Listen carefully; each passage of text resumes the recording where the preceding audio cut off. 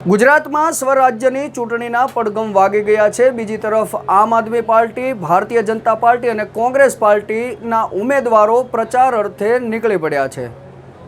અમુક જગ્યાએ ભારતીય જનતા પાર્ટી, કોંગ્રેસના પાર્ટી અને આમ આદમી પાર્ટીના ઉમેદવારોને જાકારો મળી રહ્યો છે, તો અમુક જગ્યાએ ત્યાં વિપક્ષને આવકાર પણ મળી રહ્યો છે। ત્યારે આપણી સાથે ગણેશભાઈ ત્રિવેદી છે, જેઓ બાપુનગરથી ઇલેક્શન લડી રહ્યા છે। શું અનુભવ થાય છે, જનતા વચ્ચે જાય તો તેમને શું સમસ્યા કહેવામાં આવે છે, તે અંગેની વાત કરીશું।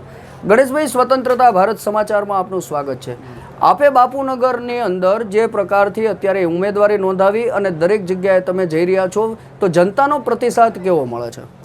અમે જે ડોર ટુ ડોર કરી રહ્યા છીએ એની અંદર જનતાનો બહુ સારો પ્રતિસાદ મળી રહ્યો છે અને જનતા હવે બદલાવ માગી રહી છે કે આ વખતે ના ભાજપને વોટ આપવો છે, ના કોંગ્રેસને વોટ આપવો છે, માત્ર આમ આદમી પાર્ટીને જ વોટ આપવાનો છે।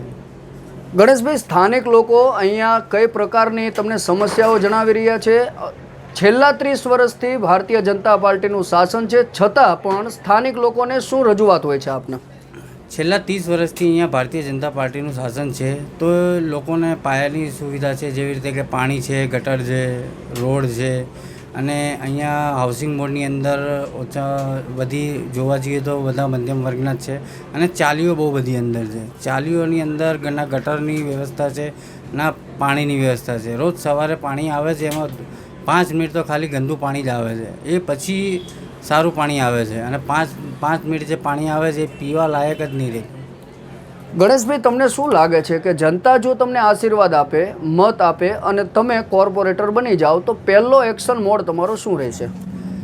જો બાપુનગરની જનતા મને જીતાડીને લાવે તો સૌથી પહેલો મારો એક્શન મોડ એ જ રહેશે કે જે પાયાની સુવિધા છે, જેવી રીતે પાણીની, સૌથી પહેલાં પાણીની સુવિધા છે એ આપણે પૂરી પાડીશું અને 5 વર્ષ જે મળ્યા છે મને એની અંદર કોઈ દિવસ પાણીની બૂમ આવવા નહીં દઉં। રોડ, રસ્તા, વીજળી, પાણી બધી સુવિધા કરીશું, પણ સૌથી પહેલાં પાણીની।